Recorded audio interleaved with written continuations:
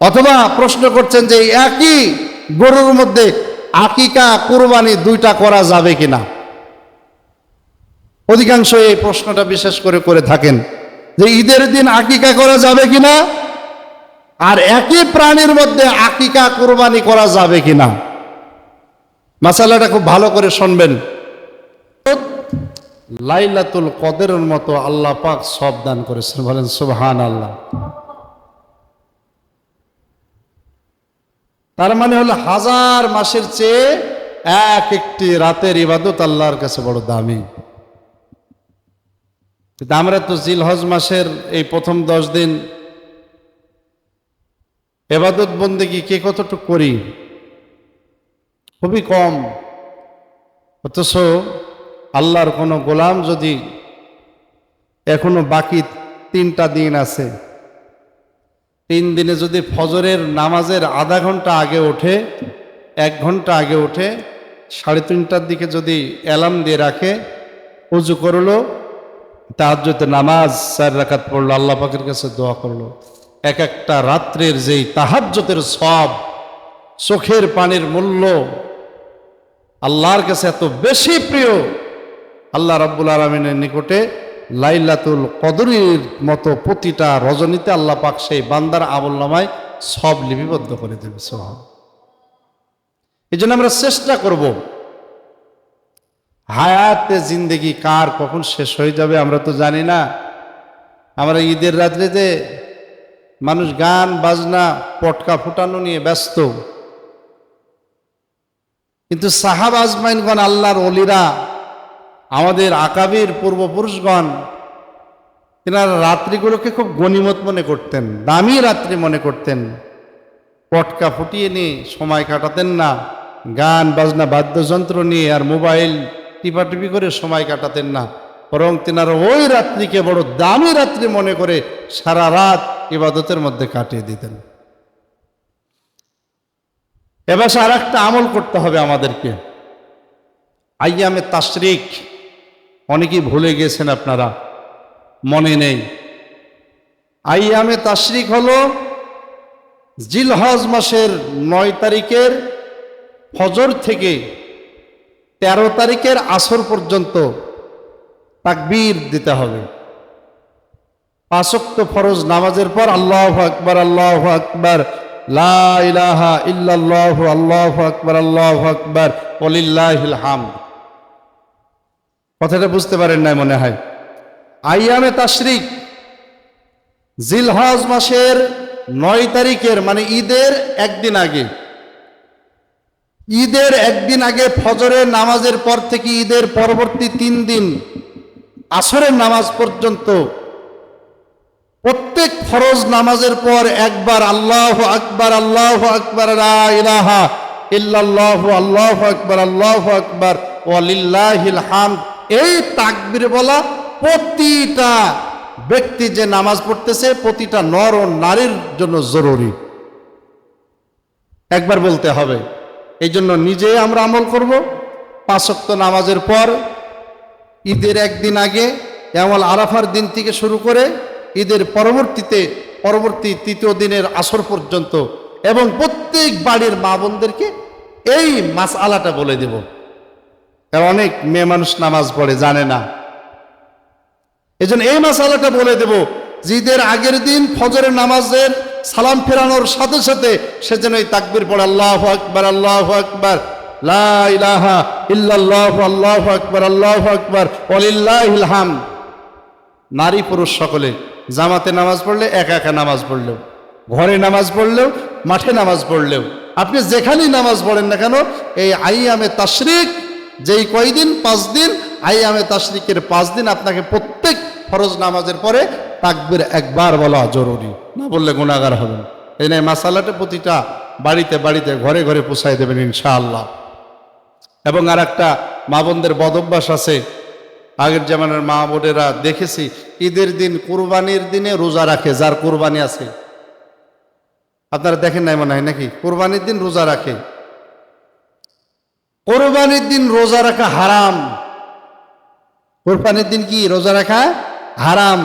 দেখেন, রোজা রাখা একটি সওয়াবের কাজ, কিন্তু না জানার কারণে, এই মা বোনের অনেকে না জানার কারণে যার কোরবানি আছে সে আর সেই দিন খানা পিনার কিছু করে না, সারাদিন রোজা রাখে, মাগরিবের সময় ইফতারি করে।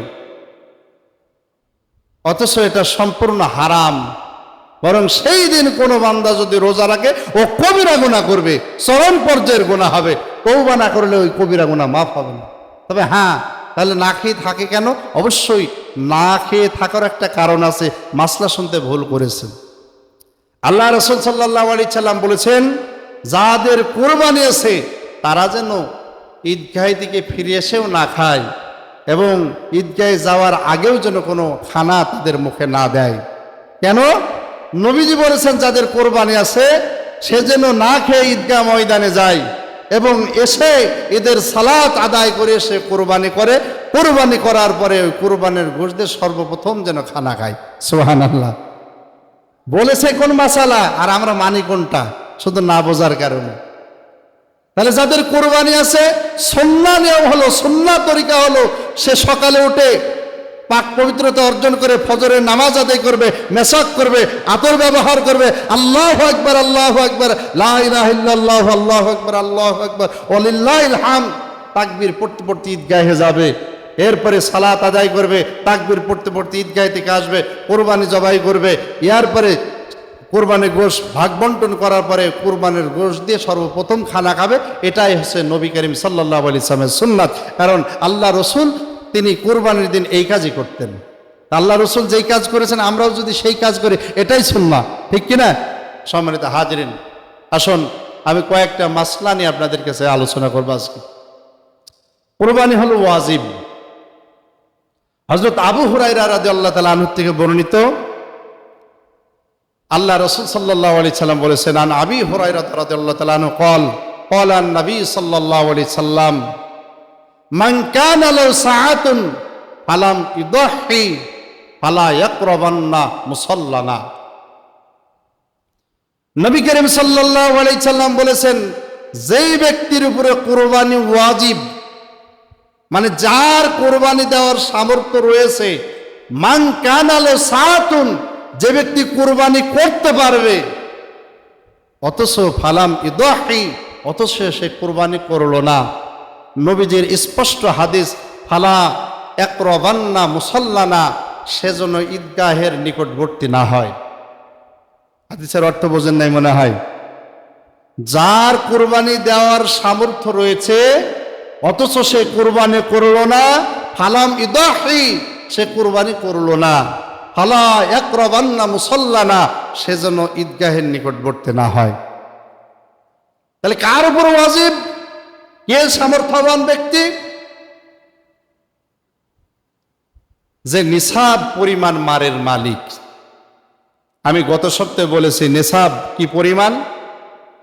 কারো যদি 7.5 ভরি স্বর্ণ অলংকারের মতো অর্থ থাকে, কোরবানির দিন থেকে পরবর্তী 2 দিন, অথবা 52.5 ভরি রূপার সমপরিমাণ অর্থ থাকে, কোরবানির দিন থেকে পরবর্তী 2 দিন, তার ঋণ, তার নিত্য প্রয়োজনীয় আসবাব এগুলো বাদ দিয়ে যদি এই নেশাব পরিমাণ মালের মালিক সে হয়, ওই ব্যক্তির উপরে কোরবানি ওয়াজিব। ওই ব্যক্তির উপর কোরবানি ওয়াজিব।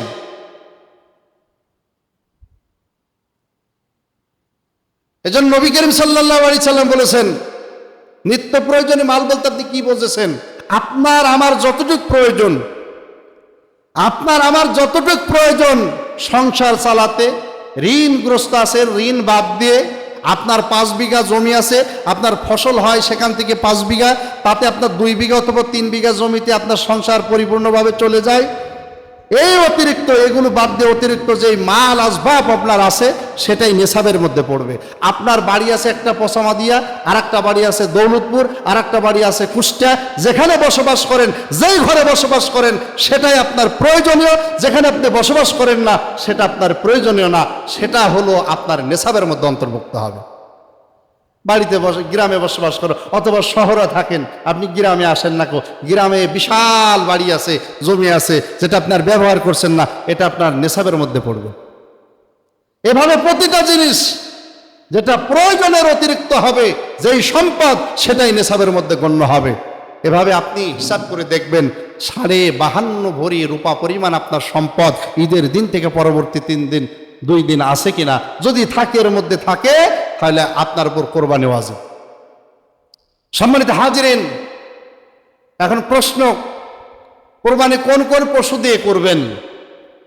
গৃহপালিত চতুষ্পদ প্রাণী, গৃহপালিত চতুষ্পদ প্রাণী। শুধু চতুষ্পদ প্রাণী হলেই হবে না যদি গৃহপালিত না হয়। যেমন হরিণ আছে, হরিণের গোশত খাওয়া হালাল না হারাম? কি বলেন, হালাল না হারাম? হালাল। এখন হরিণ দিয়ে যদি আপনি কোরবানি করেন, কোরবানি কি আদায় হবে? খুব দামি, কিন্তু খুবই দামি, কিন্তু হবে না কেন? সেটা গৃহপালিত না। এই জন্য গৃহপালিত চতুষ্পদ প্রাণী যেটা হালাল করেছে আল্লাহ পাক, সেই প্রাণী দিয়ে আপনাকে কোরবানি করতে হবে। সেটা উপযুক্ত হওয়ার জন্য কি পরিমাণ বয়স লাগবে? হাদিসের মধ্যে এসেছে, আল্লাহর নবী বলেন, উটের জন্য 5 বছর। কয় বছর? কমপক্ষে 5 বছর বয়স হতে হবে। একটা উট যদি কোরবানি করতে হয়, কমপক্ষে 5 বছর বয়স হতে হবে। গরু মহিষ, এর জন্য নিম্ন বয়স হলো 2 বছর। কয় বছর? গরু মহিষ নিম্ন বয়স 2 বছর। আমরা যে গরুটা কোরবানি করব, যাচাই করে নিতে হবে যে 2 বছর পূর্ণ হয়েছে কিনা। 2 বছর হয় না, অনেক বিশাল বড়, গোশত অনেক বেশি হয়ে গেছে, আপনার কোরবানি হবে না। এই জন্য নিম্ন 2 বছর একটা গরুর বয়স হতে হবে। ছাগল, উট, ভেড়া, এর জন্য 1 বছর। তবে ফুকায়ে কেরামগণ বলেছেন, ভেড়ার, দুম্বা, এর ক্ষেত্রে 1 বছরের যদি কমও বয়স হয়, ভেড়াও, দুম্বা, এর ক্ষেত্রে ফুকায়ে কেরামগণ লিখেছেন, যদি 1 বছরের কমও বয়স, ঈদের দিন আকিকা করা বৈধ। তবে কেউ যদি মনে করে আমার তো আকিকা আমি দিচ্ছি, কুরবানি দেওয়ার প্রয়োজন নাই, অথচ তার জন্য কুরবানি ওয়াজিব, তার উপরে কুরবানি ওয়াজিব, তাহলে সে কিন্তু গুনাহগার হয়ে যাবে। একজনের উপর কুরবানি ওয়াজিব, ও আকিকা দিচ্ছে, কুরবানি দিচ্ছে না, ও কিন্তু কুরবানির দিনে কুরবানি না দিয়ে আকিকা দেয়া, এটা তার জন্য শোভনীয় না, তার জন্য একটা ভালো একটা কাজ না, বরং সে কুরবানি করলো না, এই জন্য গুনাহগার হবে। মাইশা সিদ্দিকা রাদিয়াল্লাহু তাআলা আনহা বলেন, কুরবানির দিন কুরবানি দেওয়ার থেকে উত্তম ইবাদত সেই দিন আর নাই। বলেন সুবহানাল্লাহ। কুরবানির দিন কুরবানি দেওয়ার থেকে উত্তম ইবাদত সেই দিন আর নাই। তাহলে আপনার উপর কুরবানি ওয়াজিব, আমার উপরে কুরবানি ওয়াজিব। কুরবানি যাদের উপরে ওয়াজিব, অথচ কুরবানি না দিয়ে আকিকা দিয়ে আপনি শোধ দিয়ে দিচ্ছেন, মনে করছেন এই বছরে বাঁচা গেল, এত টাকা দাম ছাগলের, কাজে কিনবো না, একটা আকিকা দিয়েই মোটামুটি চললাম, শেষ করে দিলাম, তাহলে আপনি গুনাহগার হয়ে যাবেন। দ্বিতীয় কথা, একই প্রাণীর মধ্যে আকিকা কুরবানি বৈধ কিনা?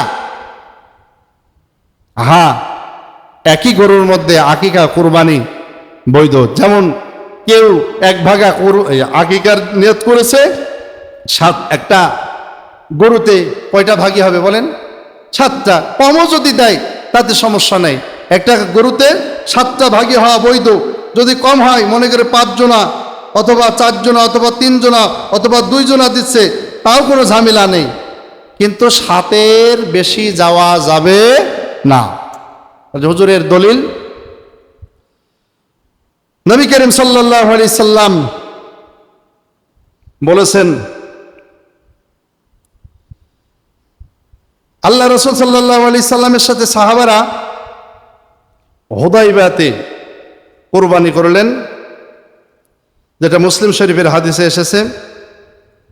আন জাবির ইবনে আব্দুল্লাহ রাদিয়াল্লাহু তাআলা আনহু ক্বালা নাহরনা মা রাসূলুল্লাহ সাল্লাল্লাহু আলাইহি সাল্লাম আমাল হুদাইবিয়াতি বাদানাতা আন 7 ওয়াল বাকারাতা আন 7।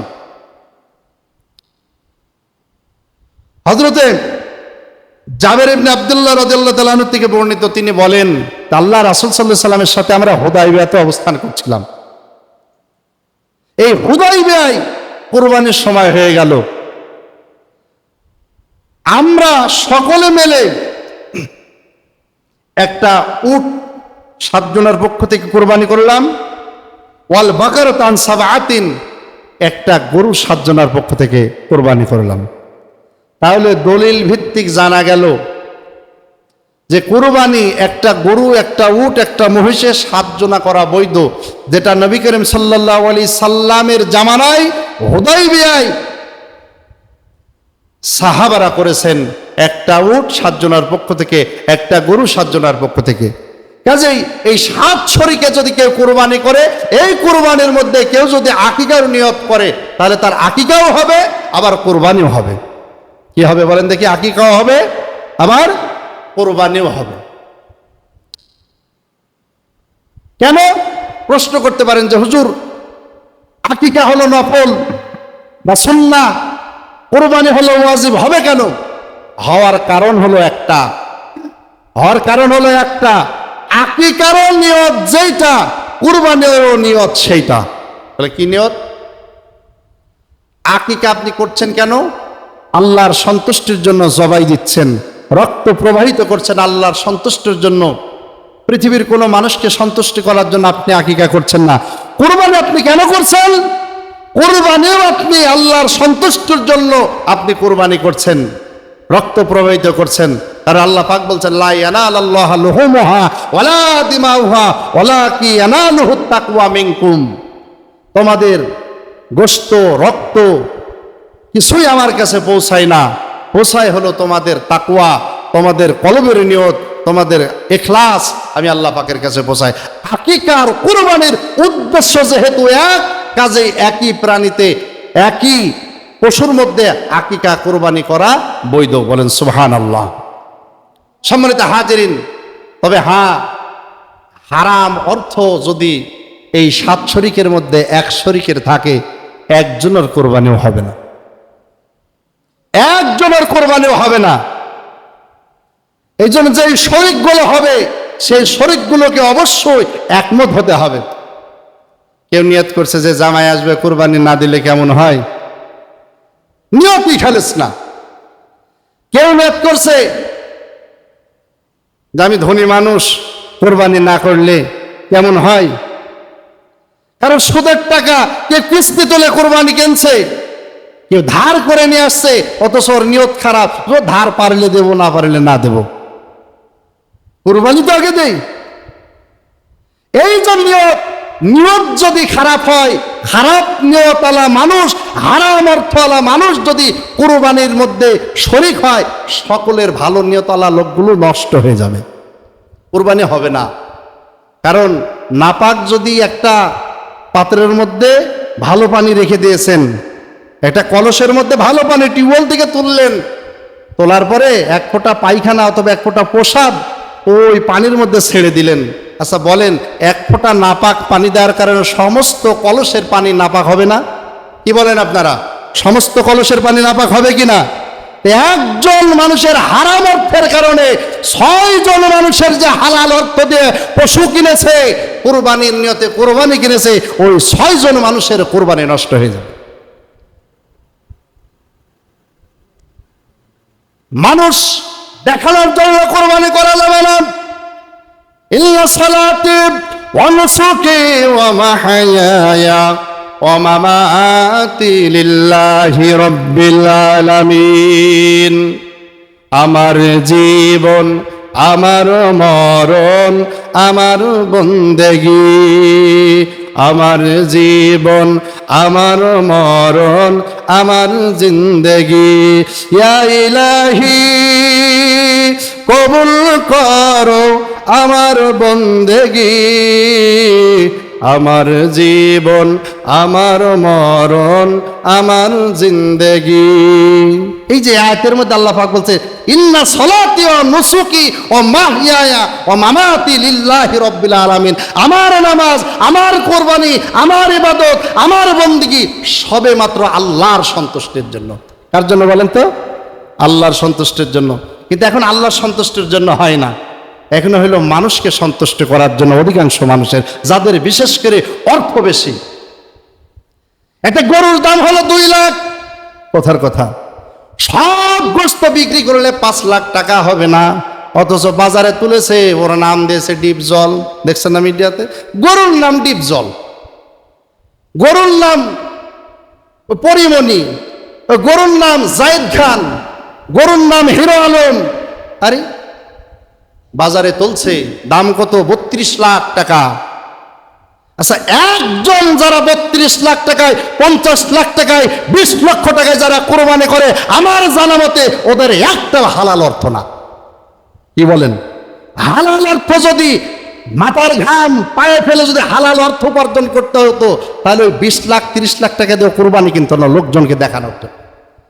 একটা কোরবানি কিনতো ন্যায্য মূল্য দিয়ে, আর যদি আর সবের প্রয়োজন হতো, বাদ বাকি অর্থগুলো দরিদ্র অসহায় মানুষের মধ্যে বন্টন করে দিত। আর ওর অর্থ হলো সুদের, ওর অর্থ হলো ঘুষের, ওর দুর্নীতি করেছে, কোটি কোটি টাকা দুর্নীতি করে দেশে টিকে নেয়, আর এক দেশে চলে যাচ্ছে। যেমন বেনজির আহমেদ, পুলিশের প্রধান, কোটি কোটি টাকা দুর্নীতি করে এ দেশেই নাই। এ দেখছেন না? ঢাকাতে 625 বিঘা জমি দখল করে আছে। ও যদি 30 লাখ টাকা দিয়ে কোরবানি দেয়, ওই কোরবানি সব হালাল নাকি?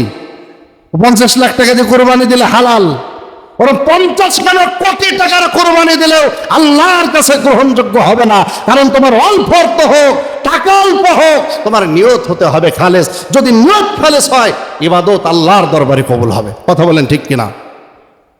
মালিক ইবনে আব্দুল ইবনে মুবারক রহমতুল্লাহ আলাইহি, তিনি যুগ শ্রেষ্ঠ সেই জামানার সবচেয়ে বড় মুহাদ্দিস ছিলেন আব্দুল ইবনে মুবারক। সুবহানাল্লাহ বলেন। দেখেন নিয়ত কি জিনিস। সে জামানার ওলামায়ে কেরামগণ বলতেন, আব্দুল ইবনে মুবারক পাড়ার মধ্যে যেমন চাঁদকে সুস্পষ্ট দেখা যায়, চাঁদের সাথে তুলনা করত আব্দুল ইবনে মুবারককে। এত বড় মুহাদ্দিস ছিলেন। তিনি নফল হজের জন্য প্রস্তুতি নিচ্ছেন। দেখবেন আমার দেশের মানুষ দিন দেখে না, প্রতিবেশী আর একজন অসুস্থ হয়ে পড়ে আছে, চিকিৎসার অভাবে মারা যাচ্ছে, কোনোদিন 5 টাকাও দেয় না। এরকম ধনী মানুষ আছে না? অনেকে আছে। তাহলে আব্দুল্লাহ ইবনে মুবারক রহমতুল্লাহ আলাইহি তিনি হজের জন্য প্রস্তুতি নিচ্ছেন। হঠাৎ করে তার ছেলে, ছোট একটা বাচ্চা, কাঁদতে কাঁদতে চলে আসছে। বাবা তুমি কাঁদছো কেন, কি হয়েছে? ছেলে বলছে যে আব্বা, ওই যে বাড়িটা দেখা যায়, ওর ছেলের সাথে আমি খেলাধুলা করি, তার জীবনের মধ্যে আমি পড়েছি, সে তার আব্বা মা তাকে খেতে দিল, গোশত দিয়ে সে খানা খাচ্ছে, আমি দীর্ঘক্ষণ সময় ধরে দাঁড়িয়েছিলাম, অথচ এক টুকরা গোশত আমার কাছে দেই নাই, আমার হাতে এক টুকরা গোশত আমাকে দিল, আমি বড় কষ্ট পেয়েছি আব্বা। আব্দুল্লাহ ইবনে মুবারক রহমতুল্লাহ আলাইহি ছেলেটাকে সাথে করে নিয়ে যেয়ে সালাম দিলেন, আসসালামু আলাইকুম ওয়া রাহমাতুল্লাহ। ইসলামের নিয়ম, কোনো বাড়িতে কেউ যখন প্রবেশ করবে সে যেন সর্বপ্রথম সালাম দিয়ে প্রবেশ করে। এমনকি যদি মায়ের ঘরেও কেউ প্রবেশ করে, সে যেন মাকে সালাম দিয়ে তারপরে ঘরের মধ্যে প্রবেশ করে। কথা বলেন ঠিক কিনা? সালামের জবাব নবীজি বলছেন 3 বার সালাম দেবা। কোনো বাড়িতে গিয়েছো, 3 বার সালাম দিবা, 3 বার সালামের জবাব আসে নাই, তুমি ফিরে চলে আসবা। এটা হলো ইসলামের নিয়ম। আর আমরা সালাম দিয়ে যদি না পাই, এত কষ্ট করে আসলাম, কি অহংকার হুজুরের, সালামের জবাবই দিল না। আছে না নাই? আরে আপনি যে কষ্ট করছো তার থেকে বড় কষ্ট হয়তো ও ঘরের মধ্যে আছে, বউর সাথে এমন ঝামেলা হয়েছে ও কথা বলতেই পারছে না। আছে না নাই? আবার অনেকে আছে আগে বাড়িতে সালাম দেওয়ার আগে উঁকি মারি দেখি তো বাড়ির অবস্থা কি। পর্দা দিয়ে যদি থাকে, পর্দা ফাঁক করে দেখে, এর সালাম আলাইকুম ভাই, বাড়িতে আছেন নাকি? আরে শয়তান, উঁকি মেরে দেখার পরে সালাম দেওয়ার দরকার আছে? আল্লাহর নবী বলছেন, কেউ যদি কোনো বাড়িতে কোনো প্রয়োজন ছাড়া স্বেচ্ছায় উঁকি মারে দেখেছে কারোর ঘর, কারোর জানালা, কিয়ামতের ময়দানে তার চোখের মধ্যে আগুনের সীসা ঢেলে দেওয়া হবে। এই উঁকি মারার স্বভাব খুব খারাপ। খবরদার, কারোর বাড়ি, কারোর জানালায়, কারোর ঘরে যে উঁকি দেবেন না, এটা চরম গুনাহের কাজ। নবীজি বলেছেন তার চোখের মধ্যে আগুনের সীসা ঢেলে দেওয়া হবে। আব্দুল্লাহ ইবনে মুবারক রহমতুল্লাহ আলাইহি তিনি সালাম দিলেন। সালামের জবাব আসলো। সালামের জবাবের পর বললেন, ভাইজান আমি এসেছি, আমার এই ছোট্ট একটা মাসুম বাচ্চা আপনার ছেলের সাথেই খেলা করে, অথচ আমার ছেলেটা দীর্ঘক্ষণ দাঁড়িয়েছিল এক পিস গোশতের জন্য, এক টুকরা গোশতের জন্য। আপনি যদি দিতেন তাহলে তো কাঁদতে কাঁদতে আমার বাড়িতে যেত না, আমাকেও ধরে নিয়ে আসতো না। কেন এক পিস গোশত দিলেন না? ওই বাড়িওয়ালা বলছে, হুজুর এই প্রশ্ন আমাকে আর করবেন না। বলে কেন? বলে হুজুর ওই গোশত আমাদের জন্য হালাল হলে আপনাদের জন্য হালাল হবে না। আব্দুল্লাহ ইবনে মুবারক রাহমাতুল্লাহ আলাইহি আশ্চর্য হয়ে গেলেন, এ কেমন কথা? তোমাদের জন্য ওই গোশত তোমাদের সন্তানের জন্য হালাল, অথচ আমাদের জন্য হারাম, আমার সন্তানের জন্য হারাম। কারণটা কি? না খুলে বললে তো আমি বুঝতে পারলাম না। বাড়িওয়ালা ডাক দিয়ে বলছেন, হুজুর আমি জানি আপনি এই বছর নফল হজের নিয়ত করেছেন, আপনি বারবার নফল হজের জন্য যান, তার মানে আপনি একজন ধনী মানুষ, আপনার জন্য ওই গোশত খাওয়া কখনো আল্লাহ হালাল করে নাই। আব্দুল্লাহ ইবনে মুবারক রাহমাতুল্লাহ আলাইহি বললেন, কেন, কি হয়েছে? বলে হুজুর কয়েকদিন হয়ে গেল ঘরের মধ্যে তেমন কোনো খাবারের ব্যবস্থা করতে পারি না। আমার ওই যে কলিজার টুকরা সন্তান কয়েকদিন ধরে গোশত খাবো, গোশত খাওয়ার জন্য কান্নাকাটি করছে। হুজুর কয়েকদিন হয়ে গেল গোশতের ব্যবস্থা করতে পারে না। আজকেও সকাল বেলায় উঠে কাজের জন্য বের হয়েছিলাম, কিন্তু কোথাও কাজ পাই নাই। কাজ না পেয়ে যখন ফিরে আসছিলাম, হঠাৎ করে দেখতে পেলাম একটা মরা গরু মাঠের মধ্যে পড়ে আছে। এই মরা গরুর কাছে গেলাম, ব্যাগের ভিতর থেকে ছুরি বের করে ডানে তাকালাম, বামে তাকালাম। মানুষ দেখার পূর্বেই সামান্য একটু গোশত কেটে ব্যাগের মধ্যে করে নিয়ে এসে আমার স্ত্রীকে বললাম, এই গোশতটুকু রান্না করো, আমার সন্তানরা আজ কয়েকদিন ধরে না খেয়ে গোশতের জন্য কান্নাকাটি করতেছে, গোশতটুকু রান্না করে দাও। হুজুর আমার স্ত্রী কয়েকদিন না খেয়ে থাকার কারণে, আমার সন্তানগুলো না খেয়ে থাকার কারণে নিজেদের জীবন রক্ষার্থে, নিজেদের জীবন বাঁচানোর জন্য ওই মরা গরুর গোশত কেটে রান্না করেছিল, আর ওই গোশতে আমার সন্তান খাচ্ছিল। আর আপনারা যেহেতু ধনী মানুষ, মরা গরুর গোশত আপনাদের জন্য হালাল, এই জন্য আপনার সন্তান বারবার চেয়েছে, বারবার দাঁড়িয়ে থেকেছে, কিন্তু আমি আপনার সন্তানের হাতে দিতে পারি নাই। আব্দুল্লাহ ইবনে মুবারক রাহমাতুল্লাহ আলাইহি চোখের পানি ছেড়ে দিয়েন, কেঁদে কেঁদে হয়রান হয়ে গেলেন। বললেন, ভাইজান এটা আমারই ভুল, আমাকে ক্ষমা করবেন। বাড়িতে ফিরে আসলেন, স্ত্রীকে ডাক দিয়ে বললেন, আমি হজে যাওয়ার জন্য যে টাকাগুলো গুছিয়েছিলাম সেই টাকাগুলো কোথায়? স্ত্রী আমাকে বের করে দিল। আব্দুল্লাহ ইবনে মুবারক রাহমাতুল্লাহ আলাইহি নিয়ত করলেন, প্রতিবেশী না খেয়েছে আর সন্তানেরা না খেয়ে কান্নাকাটি করে, মরা গরুর গোশত কত, আমি নফল হজ করতে যাচ্ছে, এটাও হয় না। নফল হজের সব টাকাগুলো নিয়ে এসে হযরতে আব্দুল্লাহ ইবনে মুবারক ওই দরিদ্র অসহায় মানুষের হাতে তুলে দিলেন, আর বললেন, এই টাকাগুলো আমি আর নফল হজের নিয়ত করেছিলাম, আমি আর নফল হজে যাব না। এই টাকা দিয়ে সংসারে চাউল ডাউল যা কিছু প্রয়োজন সব কিছু কিনে অতিরিক্ত টাকা দিয়ে যতটুক থাকে এগুলো দিয়ে আপনি ব্যবসা করবেন। বলেন সুবহানাল্লাহ। হযরত আব্দুল্লাহ ইবনে মুবারক হজে গেলেন না, রাত্রে বেলায় ঘুমিয়েছেন। আল্লাহ রাব্বুল আলামিন স্বপ্নের মাধ্যমে আব্দুল্লাহ ইবনে মুবারক রাহমাতুল্লাহ আলাইহি স্বপ্নে দেখাছেন, আরে আব্দুল্লাহ ইবনে মুবারক, নফল হজে না যে টাকা তুমি সদকা করে দিয়েছ, দান করে দিয়েছ ওই দরিদ্র মানুষের মাঝে, একজন ক্ষুধার্ত ব্যক্তির মুখে তুমি খানা তুলে দিয়েছো, আমি আল্লাহ রাব্বুল আলামিন খুশি হয়ে গেছি। আমি আল্লাহ হজে যাওয়ার পরেও কবুল হজের সব তোমার আমল নামায় লিপিবদ্ধ করে দিলাম। একটু জোরে বলে যে সুবহানাল্লাহ।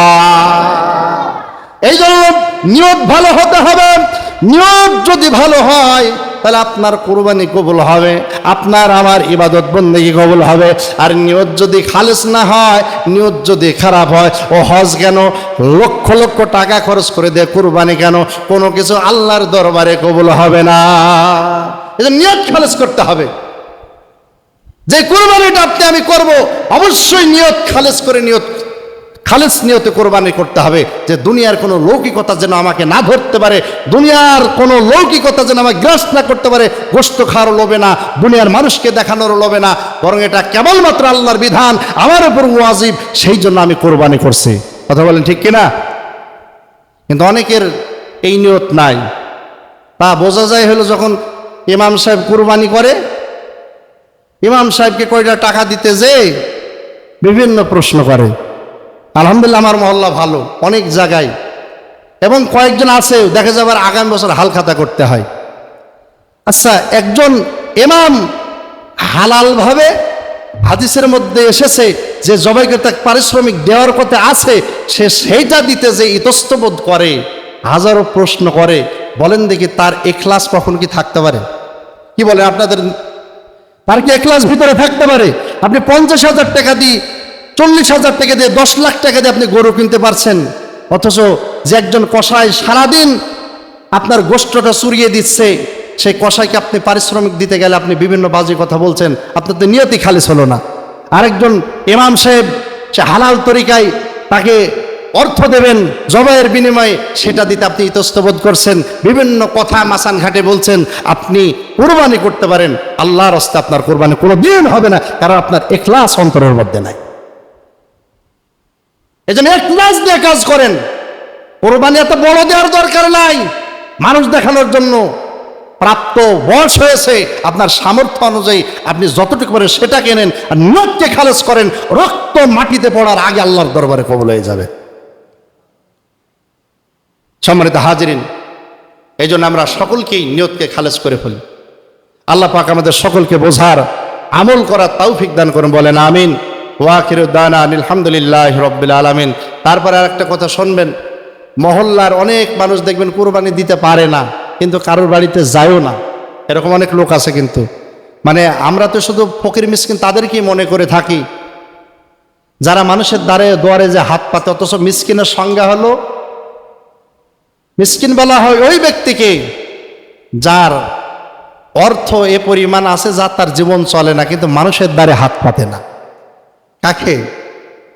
যার অর্থ আছে সামান্য পরিমাণ, কিন্তু লজ্জায়, সম্মান আর ইজ্জতে মানুষের দ্বারে হাত পাতে না, তাকেই বলা হয় মিসকিন। এই জন্য এরকম অনেক মানুষ যদি থাকে, আপনার প্রতিবেশী, আপনার বাড়ির পাশের মানুষ কোরবানি দিতে পারে নাই, অভাবী মানুষটা, কিন্তু সেই লজ্জায় তার আত্মমর্যাদা বোধ আছে, যার কারণে তার সন্তানও কারো বাড়িতে পাঠাতে পারে না, কোন সমাজের কাছে এক টুকরা গোশত আনতে পাঠাতে পারে না, নিজেও কারোর কাছে বলতে পারে না।